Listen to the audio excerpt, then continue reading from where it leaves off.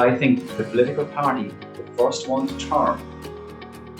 turn its back on COVID hysteria and to move back towards the centre. And that could be any party, including, I believe, Fianna Fáil. I hope, obviously, Fianna Fáil. That party, I believe, could be the big winner in the next election.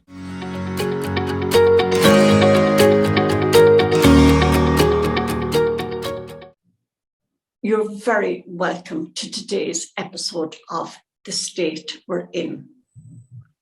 Daniel McConnell, the political correspondent of the Irish Examiner and probably one of the most eminent political journalists in the country, reports today that government ministers informed the Irish Examiner over the weekend that the latest response from the government to COVID is, and this is the headline, for Tony Holohan to scare the bejesus out of people and also to roll out the booster jabs. Bear in mind that Tony Holohan was named in the cervical cancer fiasco, and many of you will have watched Vicky Phelan on the late on Friday night. He was also named in a number of court cases taken against the state in relation to swine flu injuries.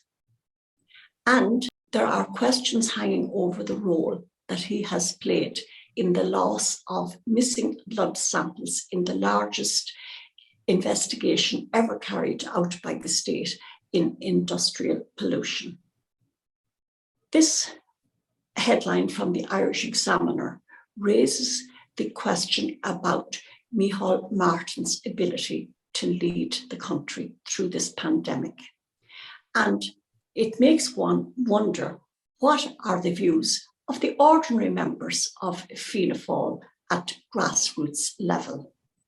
And here today to discuss that with me is John Kiernans, who is a member of Fianna Fáil, and John is living in County Louth.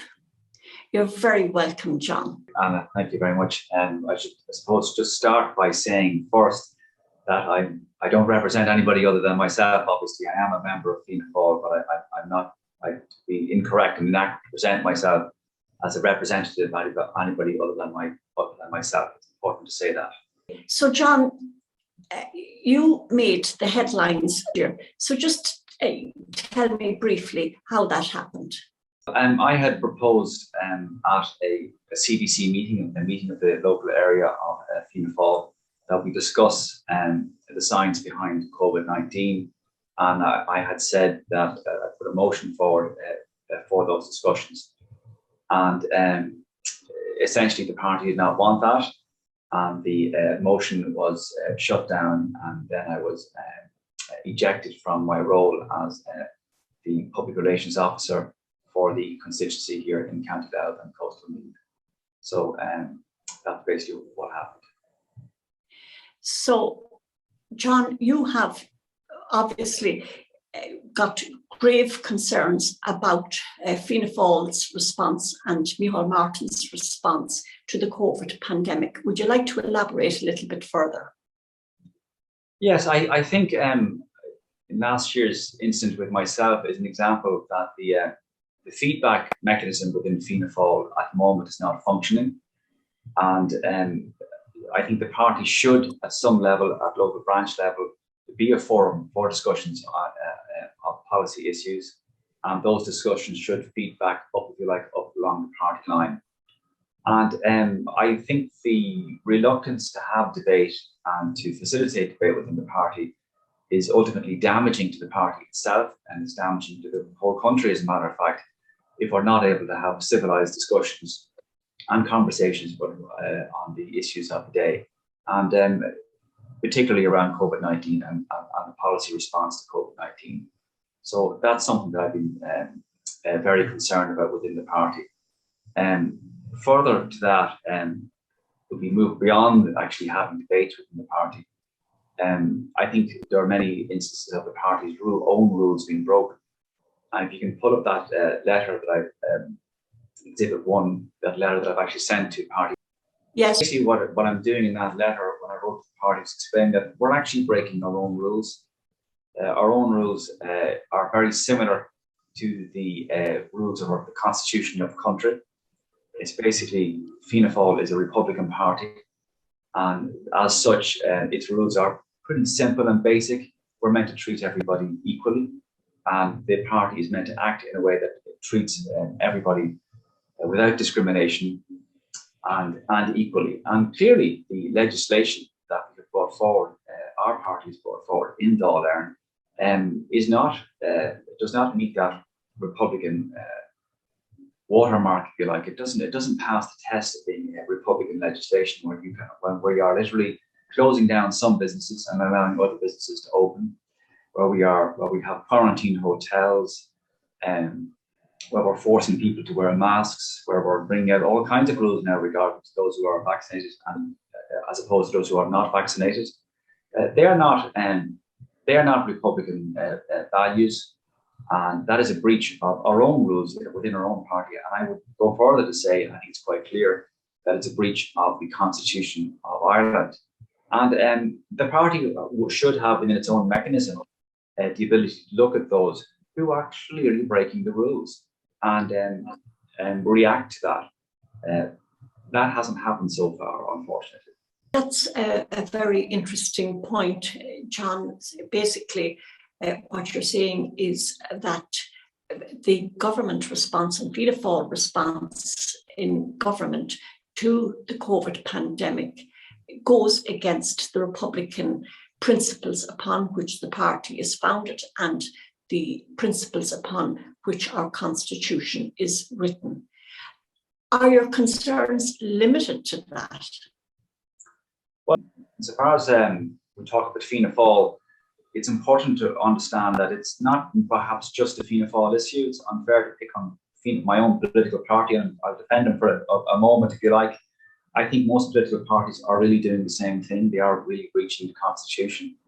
And the question is why are we doing that? And it's if you pull up Exhibit 2 there for me, please, Anna. It's the chart with the lines on it from the Central Statistics Office of Ireland. And in that chart, what's quite extraordinary about that is we were advised by scientists beforehand that COVID-19 would present as something similar to a flu. It would have a similar impact on the health of our nation.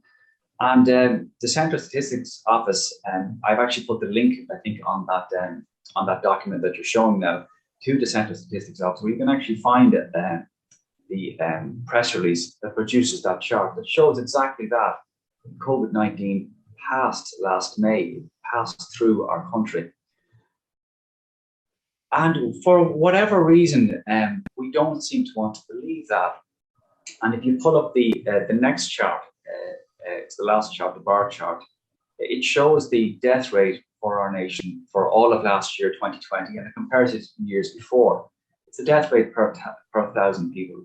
Again, it's produced by the Central Statistics Office of Ireland. And that's the reality. When historians look back at 2020 in Ireland, that's what they will look to. They will look to those facts. Separately to that, though, we've got this fiction that's been created by media, essentially, by NEFIT, by the HSC, by the unions within Ireland, that's saying we're in a dreadful situation, we're suffering a terrible pandemic, thousands of people are dying, etc., etc. And it's extraordinary to me, Anna, that a lot of members of Fianna Fáil, ordinary members, and I think most of the public as well, and indeed even our public representatives, if really put to the pin of our collar, would say to you that they believe thousands of people died in a pandemic in 2020. We did lose people in a pandemic in 2020, but it was no different to the pandemic that we endured in 2018 or 2017.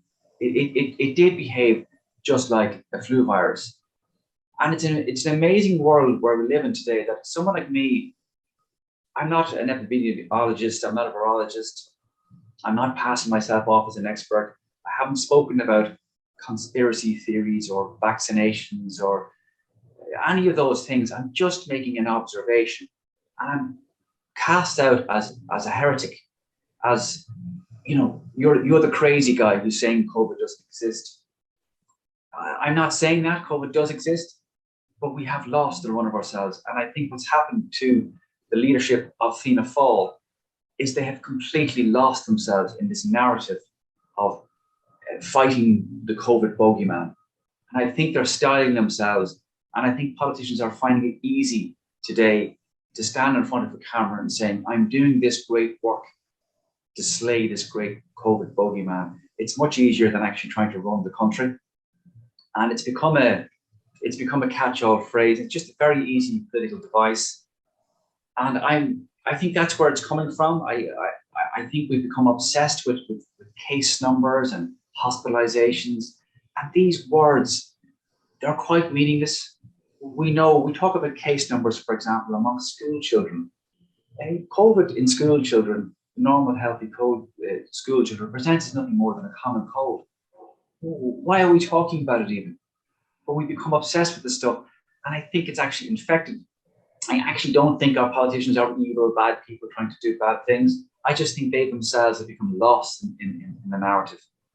And I think what we really need to do in the future, I think the tide will turn.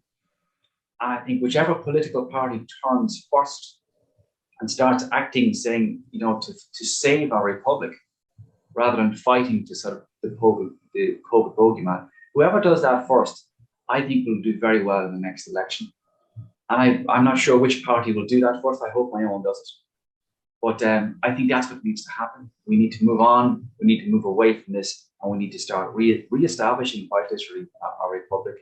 Because I do think to re-establish our republic, we're going to have to do some things that we might find uncomfortable. I do think we can't just go back as before.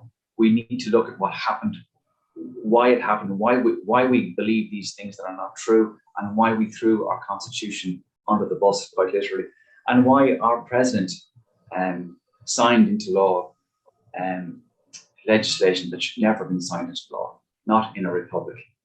And I do think that there may be room and grounds for criminal proceedings against people who have acted in ways to promote a story, knowing themselves that it just wasn't true.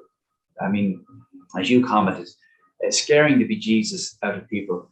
We might say that with a half smile on our face, perhaps, but it's real. It has really happened. People's lives have been really destroyed. People in the twilight of their lives, with only perhaps a few years left with us, have had those last few years destroyed. And children have been scared out of their wits by the COVID bogeyman. Businesses have been closed. That's what actually has happened. That's all we've achieved. Because, as I say, I'm the heretic pointing out at just Central Statistic Office numbers. That's all I'm doing. And that's how mad we've become. Someone points at normal data and they're the crazy guy. And in the meantime, we're doing untold damage to the most vulnerable in our society, to the older, as I said earlier, and to the youngest, and everybody in between. So there are a number of issues there, and there are two in particular that I want to raise.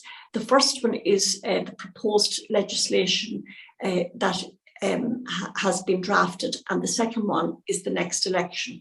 So maybe if I could begin with your views on the news that broke at the weekend that the government is currently drafting a bill that they're hoping to rush through the door without any legislative scrutiny beforehand, that will consolidate and extend the emergency powers into the middle of 2022. That was reported in yesterday's Sunday Business Post. What is your response to that? I think he's doing the wrong thing. I think it's even becoming somewhat undemocratic. There is a difference between democracy and republic, which isn't always understood by the general public. A democracy is where the majority rules. a republic is where you've got, well, hold on, you can't break the rule book. If the majority of people in Ireland want to decide to perhaps discriminate against some other class of people for whatever reason, you can't do that in a republic. You could do it if we were just a democracy and not a republic, but we're a republic as well. So we're meant to be a republican democracy. So we have majority rule, etc., etc. By not allowing scrutiny within Dáil Éireann of legislation going through, that's quite anti-democratic, really, by itself. But further to that, nonetheless, as I say, I believe that kind of legislation and that kind of power is unconstitutional. I'm not a constitutional lawyer, but I mean, I think it's quite simple. It's quite simple to know what's fair and what's not fair. And I think Fianna Fáil will pay a really, really big price for what they're doing here today. And it's in a way, again, speaking, I am Fianna Fáiler. I think it'll be unfair in many ways that Fianna Fáil will receive the most punishment from the electorate, because the reality is the opposition, whether it be Sinn Féin or the coalition parties of Fine Gael and the Greens, are all equally culpable. And I think it's just an unfortunate fact that because Micheál Martin is on Taoiseach and Fianna Fáil are seen as a party of government, they will pay the heaviest price. Picking up on that point, which was my second point, the next election and the opinion polls are showing that there has been a massive slide in support for Fianna Fáil, and it looks like quite a sizable number of Fianna Fáil TDs are going to be booted out come the next election. And I imagine that you are one of those Fianna Fáil foot soldiers, the thousands upon thousands of foot soldiers on the ground that do the door-to-door canvass, hand out the leaflets, put up the posters and all of that. Will you continue to support Fianna Fáil come the next election? Yeah, would always try to support the party. There's no doubt about that.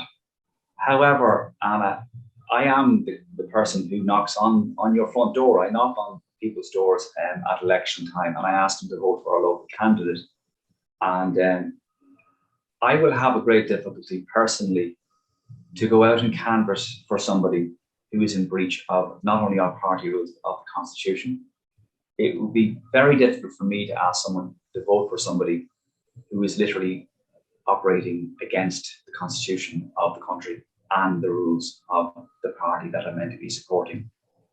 So people have said to me before, why don't you leave Fianna Fáil? And I would say to them, well, why should I? I'm a Republican. I'm where I belong. I'm in the party that is a Republican party. I'm following the rules, if you like, the Curru. And it is for others perhaps to consider their position in the party if they support legislation and activity that clearly breaches the rules of the party and of our country.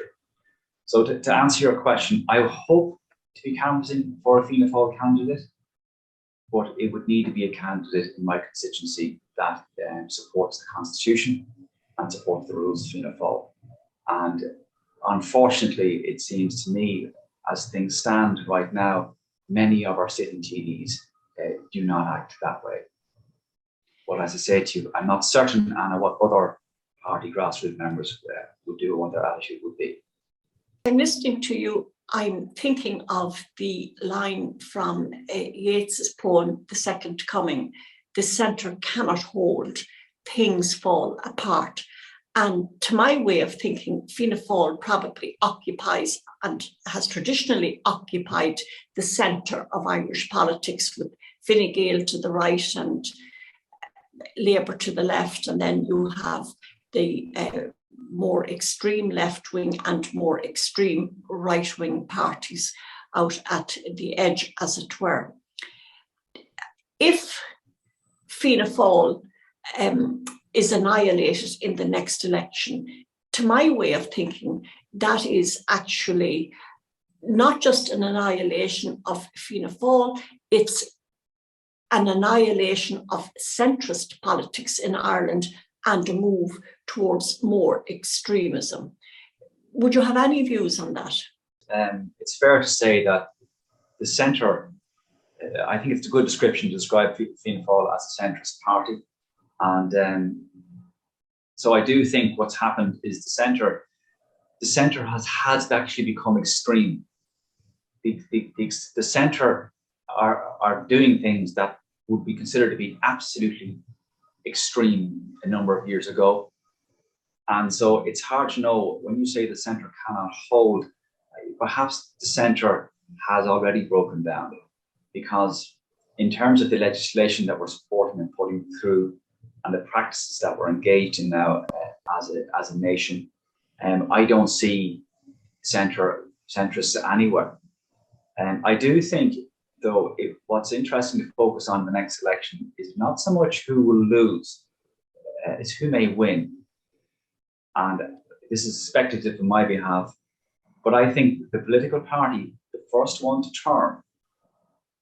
turn its back on COVID hysteria and to move back towards the centre, and that could be any party, including, I believe, Fianna Fáil, and I hope, obviously, Fianna Fáil, that party, I believe, could be the big winner in the next election. The first party that is recognised as having said, okay, we've gone, enough is enough, we need to go back. And remember, the next election may not be held for a number of years, and an awful lot can happen between now and then. That is a very, very interesting point on which to end our conversation today. John, I want to thank you most sincerely for joining me. To those of you who have been watching, I want to thank you and to let you know that Compass Media is a new media platform that has been set up by myself and Dr. Finbar Markey. We'll never ask you for money or for contributions, but we do ask you please to go to our Facebook page and subscribe to it, and also to subscribe to our YouTube channel. We're also available on mcompassmedia.com. We need your share to get this news out to a much wider audience. Otherwise, we're operating in an echo chamber, and a rather small one at that. So thank you once again so much for watching, and until we meet again on The State We're In, Banat de Arif Galer.